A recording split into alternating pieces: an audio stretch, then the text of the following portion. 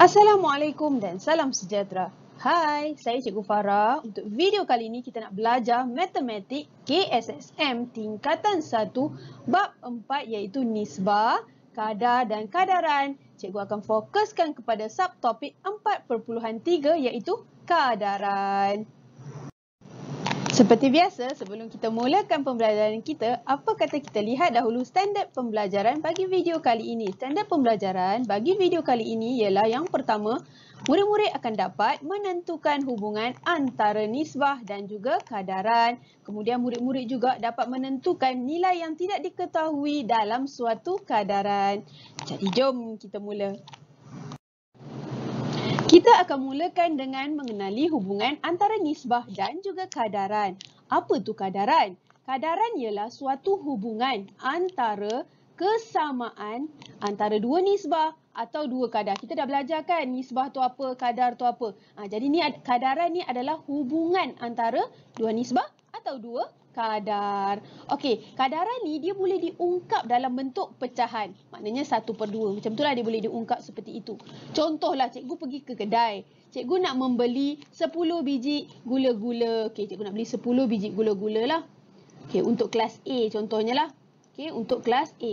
10 biji gula-gula ni, bila cikgu timbang dia, cikgu tengok jisim dia adalah sama dengan 17 gram. Okey, 17 gram. Okey, dalam masa sama cikgu juga nak beli 30 biji untuk rakan-rakan cikgu lah nak bagi dekat bilik guru tu. Okey, 30 biji. Kemudian cikgu timbang tengok dia punya jisim adalah sama dengan 51 gram. Jadi apa hubungan yang kita boleh buat dekat sini? Kita boleh tulis dalam bentuk seperti inilah. Okey. Sekejap, cikgu buat garis sekejap. Okey. Kita boleh tulis kata 17 gram ini adalah untuk 10 biji. Maknanya dia sama juga dengan 51 gram perkan dengan 30 biji. Macam mana tu boleh jadi macam tu? Sebab bila kita bahagi 17 dengan 10, kita akan dapat 1/7. Kita akan dapat 1/7 lah. 1/7 untuk sebiji. Untuk sebiji 1/7 gram untuk sebiji. Okey. Sama juga bila kita ambil 51 ni, kita ambil 51 ni, kita bahagi dengan 30 biji, kita akan dapat 1/7 gram juga untuk satu biji. 1/7 gram untuk satu biji. Sama kan? Sebab itulah kita boleh samakan antara kedua-dua ini. Baiklah, tadi kita hanya buat satu je contoh. Macam tak faham je kan? Apa kata kita buat lagi 3 contoh berkaitan dengan hubungan antara nisbah dan juga kadaran. Okey, soalannya berbunyi seperti ini. Tulis satu kadaran bagi setiap situasi yang berikut. Maknanya apa? Maknanya dia suruh kita tulis satu kadaran. Dia dah bagi semua maklumat dah. Kita hanya perlu tulis saja kadaran tersebut. Okey, kita tengok soalan yang pertama. Jika 3 biji bola, cikgu highlight 3 biji bola, harganya adalah berapa? RM5. Okey, RM5.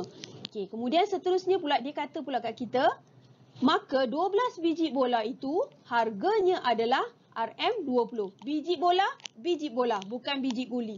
RM dengan RM, bukan sen. Kalau tak sama unit, kena tukar. Kalau tak boleh tukar, kita tak boleh samakan dia. Ingat ya? Okey, jadi macam mana kita nak tulis? Okey, begini ya. Macam mana nak tulis? Begini cara untuk tulis. RM5. Berapa biji tadi? Dia per dengan 3 biji. Kenapa kita per dengan 3 biji ni? Maknanya RM5 ni untuk 3 biji. Okey, sama juga dengan berapa? RM20 per dengan berapa biji? 12 biji. Okey, nampak tak tips yang cikgu bagi? Hijau dengan hijau. Hijau dengan hijau. Kemudian kuning dengan kuning. Okey, jom kita buat untuk yang seterusnya pula. Senang kan? Okey. Tinggi 4 blok. Okey, kita highlight. Tinggi 4 blok kayu disusun secara menegak ialah 24 cm. Okey, 24 cm. Kemudian dia kata pula kat kita, apabila raju menyusun 13 blok kayu, blok kayu dengan blok kayu sama. Okey, secara menegak juga. Tingginya adalah 78 cm. Okey, 78 cm. Cm dengan cm. Okey, semua dah sama. Jadi kita hanya perlu tulis saja sekarang. Jadi kita tulislah 24 cm. Jangan lupa tulis ya. Dia punya unit tu. Okey, sama perkan dengan 4 blok. Perkan dengan 4 blok. Samakan dengan berapa blok? Berapa cm? 78 cm. Perkan dengan berapa blok? 13 blok. Jadi apa yang cuba cikgu sampaikan ni? Hijau dengan hijau. Kuning dengan kuning. Okey, kita buat yang terakhir pula. Dia kata kat sini, 13 orang murid lelaki. Okey, kuning lah. 13. Ya, 13 murid lelaki. Okey, dan 15 orang murid perempuan dalam setiap kelas di Tadika Ria. Dia kata dalam kelas setiap Tadika Ria itulah. Okey, kemudian dia kata jika 65 orang murid lelaki di Tadika Ria, maka dia kata terdapat 75 orang murid perempuan. Jadi kuning dengan kuning, hijau dengan hijau. Jom kita tulis. Okey, 13 orang murid lelaki lah. Okey, ikutlah kalau nak tulis 13 lelaki pun boleh. 13 lelaki.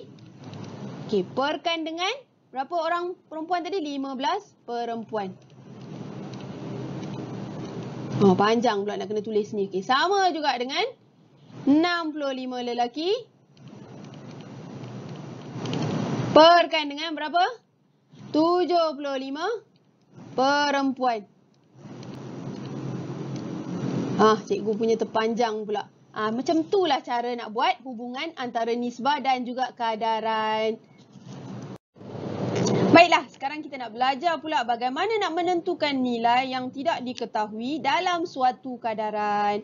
Tadi kita dah pun belajar bagaimana nak menulis dalam bentuk kadaran. Betul kan? Senang je kan kita belajar tu. Okey, tapi sekarang ni dia nak menentukan nilai yang tidak diketahui. Apa maksud nilai tidak diketahui ni? Maknanya dalam dia punya ayat tu mesti salah satu nilai tu tak ada. Kita kena cari. Okey, contohnya macam mana? Contohnya adalah tadi ada satu soalan tu. Okey, 17 gram. Okey, untuk 10 biji. Kan? Untuk 10 biji. Okey, kalau nilai yang tidak diketahui ni apa? Dia akan tanya, berapa gram untuk 30 biji? Tu soalan dia. Berapa gram untuk 30 biji? Jadi kat sini kita tak tahu. Kita letak X. Kita tak tahu tu, kita letak X lah. Okey, macam mana kita nak cari? Ada 3 kaedah. Kaedah yang pertama kita panggil dia unitary. Kaedah unitary. Okey, kaedah unitary ni dia buat macam mana? Dia akan cari dulu nilai untuk 1 biji. Berapa gram untuk 1 biji, kemudian dia akan darabkan dengan 30. Okey, sebab kita nak untuk 30 biji kan, dicari untuk 1 biji dulu, baru didarab dengan 30 biji. Okey, kaedah yang kedua pula adalah kaedah kadaran. Okey, kaedah kadaran. Okey, kaedah kadaran ni pula dia buat apa? Kaedah kadaran ni contohnya adalah dia akan tengok kat sini 10 biji. Okey, sini 10 biji kan? 10 biji ni nak jadi 30 biji ni dia kena buat apa? Dia kena darab dengan 3. Jadi 17 ni pun dia akan darab dengan 3. Jadi dia akan dapatlah nilai X tu. Tu adalah kaedah kadaran. Seterusnya adalah kaedah yang terakhir iaitu kaedah pendarapan silang. Okey, kaedah pendarapan silang.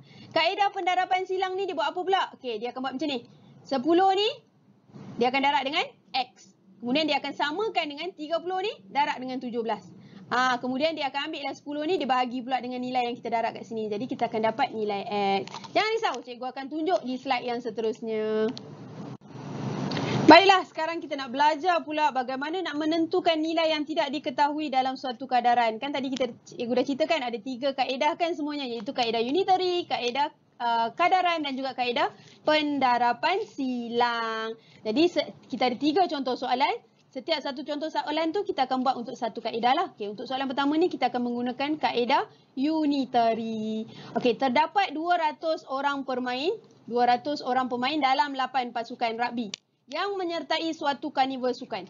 Tentukan bilangan pemain dalam 2 pasukan jika setiap pasukan mempunyai bilangan pemain yang sama. Jadi sekarang kita nak kena highlight lah. Okey, kita tengok 200 orang pemain. Okey, dalam berapa pasukan? 8 pasukan. Sekarang dia kata dia nak tahu berapa nilai pemain untuk 2 pasukan. Dia tak tahu nilai yang tidak diketahui tu. Bilangan pemain yang tidak diketahui untuk 2 pasukan. Okey, jadi macam mana kita nak buat? Sama saja macam kita belajar tadi. Okey, kita tulis Macam ni 200 pemain perkan dengan berapa pasukan? 8 pasukan. Okey, 8 pasukan. Jadi kita nak samakan dengan siapa? Samakan dengan X sebab kita tak tahu berapa bilangan pemain. Perkan dengan berapa pasukan? 2 pasukan. Okey, sekarang apa yang kita nak kena buat? Kita cari untuk satu pasukan.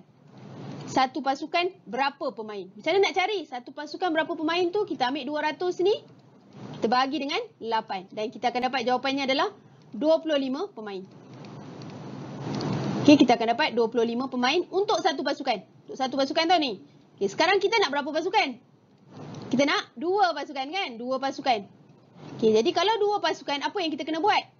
Kita kena darab dengan 2 lah. 25 darab dengan 2, kita akan dapat 50 pemain.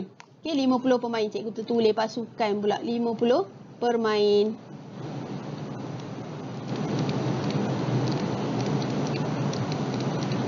Dah lah, dah siap lah. Itu je lah untuk guna kaedah unitary. Baiklah, tadi kita dah pun belajar bagaimana nak menentukan nilai yang tidak diketahui dalam suatu kadaran dengan menggunakan kaedah unitary. Senang kan guna kaedah unitary ni? Jadi sekarang kita nak belajar pula dengan menggunakan kaedah kadaran. Kita baca soalan. Seorang peladang menanam 3 pokok cili per 4 meter kuasa 2. Berapakah pokok cili yang boleh ditanam oleh peladang itu dalam suatu kawasan seluas 40 meter kuasa 2. Jadi kita highlight lah apa yang dia bagi tahu ni kan. 3 pokok cili. Berapa pokok cili? Dia tak tahu. Okey, kemudian per berapa? 4 meter kuasa 2. 40 meter kuasa 2. Jadi kita nak menggunakan kaedah kadaran. Kalau kaedah kadaran, kita tulis dulu macam biasa. Okey, 4 meter kuasa 2 perkan dengan berapa pokok cili? 3 pokok. Cikgu tulis pokok je ya. 3 pokok. Samalah juga dengan berapa? 40 meter kuasa 2 per berapa pokok? Kita tak tahu berapa pokok. X. Jadi kalau guna kaedah kadaran ni, apa yang kita nak buat? Okey, cikgu tukar warna sekejap. Okey, apa yang kita nak buat? Okey, 4 meter kuasa 2 ni kita nak ke 40 meter kuasa 2, kita kena darab dengan berapa? Kita darab dengan 10, betul tak? Kita darab dengan 10 kan? Okey. Jadi 3 ni pun kita kena darab dengan 10 untuk kita dapatkan nilai X. Jadi kita pun tulislah kat sini. Okey, 4 meter kuasa 2 nak ke 40 meter kuasa 2, kita kena darab dengan 10. Jadi 3 pokok nak ke X, kita kenalah darab dengan kita kena darab dengan nombor yang sama. Okey, nombor yang sama. Pokok pula dah, pokok. Okey, darab dengan nombor yang sama. Jadi berapa nilai yang kita akan dapat? 3 darab 10, kita akan sama dengan X. Berapa dia nilai dia? 30 pokok. Itulah jawapannya. Senang kan kaedah kadaran pun? Baiklah, sekarang kita nak menentukan nilai yang tidak diketahui dalam suatu kadaran menggunakan kaedah ketiga. Apa kaedah ketiga tadi? Pendarapan silang. Jadi kita baca soalan. Dalam ujian segak semasa waktu pendidikan jasmani, Amir boleh melakukan senaman tekan tubi sebanyak 60 kali. Cikgu nak highlight lah 60 kali. Dia kata 60 kali dalam masa 3 minit. Okey, 3 minit. Berapakah tekan tubi? Berapakah tekan tubi? Warna kuning lah ni. Alamak, silap kuning. Tak apalah, boleh lah. Berapa kali tekan tubi yang boleh dilakukan oleh Amir dalam masa 5 minit pula? Andaikan Amir boleh melakukan senaman tekan tubi pada kadar yang sama. Jadi apa kita nak tulis ni? Macam biasa kita tulis balik 60 kali. Berapa? 3 minit. Min ni 3 minit Okey, kemudian sama dengan berapa kali tekan tubi? Tak tahu. X. Perkan dengan berapa? 5 minit. Okey, kalau nak menggunakan kaedah pendarapan silang, apa yang kita kena buat adalah kita darab ni dengan ini dan kita darab ini dengan ini. Jadi macam mana kita nak menulisnya? Okey, kaedah untuk menulisnya adalah seperti ini. 60 kali darab dengan 5 berapa? 300 kan? 300. Okey, sama juga dengan 3x. Samakan dengan 3x. Okey, sekarang x berapa? X dia adalah x sama dengan 300 Bahagi 3. 3 ni kita bawa sini lah. Bahagi 3. Dan kita akan dapat jawapannya adalah X sama dengan 100 kali. Kenapa kali cikgu? Dah kat sini kali kan? Jadi 100 kalilah X tu.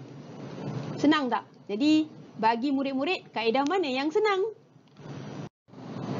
Itu saja video kita pada kali ini. Sebarang pertanyaan boleh tanya di bahagian ruangan komen. Kepada murid-murid yang bertanya kepada cikgu sama ada cikgu akan teruskan untuk bab-bab seterusnya ataupun tidak, cikgu akan tetap teruskan untuk bab-bab seterusnya, cuma mungkin akan sedikit lewat. Jangan lupa like dan subscribe ya, sehingga kita bertemu lagi. Bye-bye.